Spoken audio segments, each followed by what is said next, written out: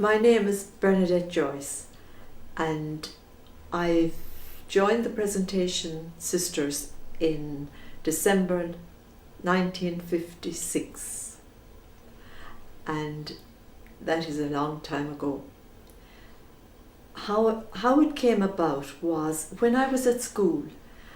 I went to school to the Presentation Sisters, a day girl, and one of my chores every month was to deliver missionary magazines to the neighbours. So I said there was a little inkling in me to do something with my life, but I was trying to get rid of it because I didn't really want to be a nun. I wasn't hot on that bit, but I knew that if I wanted to give my life to God and go on the missions, that was my path. I went to New Zealand in 1964 and spent about 18 years there. But that was I loved New Zealand, I loved the people. The language wasn't different, the phraseology was different. I had to change my phraseology to be understood.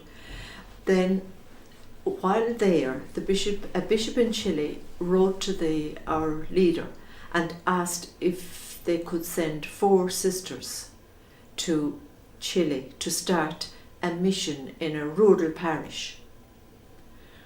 Well, there were 40 of us in the province and 25 volunteered, and 4 of us were picked, and I happened to be one of the lucky ones. So I just thank God all the days of my life for those experiences in 2 different cultures.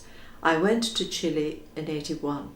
And during that time, it was a fear-filled era of Chilean history.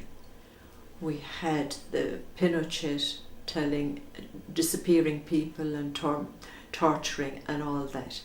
So that was a kind of a difficult time, but a very wonderful time, because being involved in the church at that time, there was great guidance. You could say there were 2 types of churches. There was the right wing that were pro-Pinochet, and then there was the left wing that I belonged to.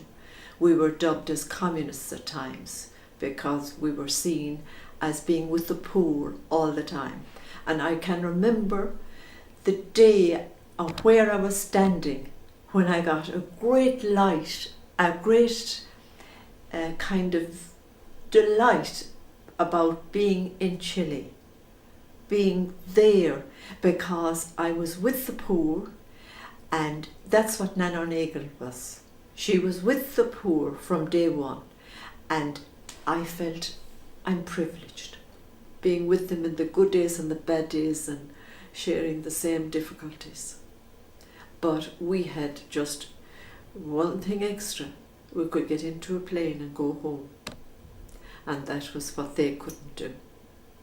So there's always conflict.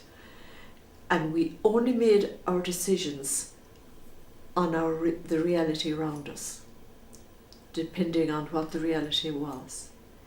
But they couldn't make those decisions. They couldn't make the decision to go home, to go to Ireland. And there was always a little conflict. I suppose you never think you've made it in life. I felt I had to write this book because I had had such experience of the poor in 3 different shanty towns, and it's really the climax of the book happens in the desert where I spent my last years in Chile. I wrote it because I saw that the poor had no voice. So without telling much more about the book, it is worthwhile.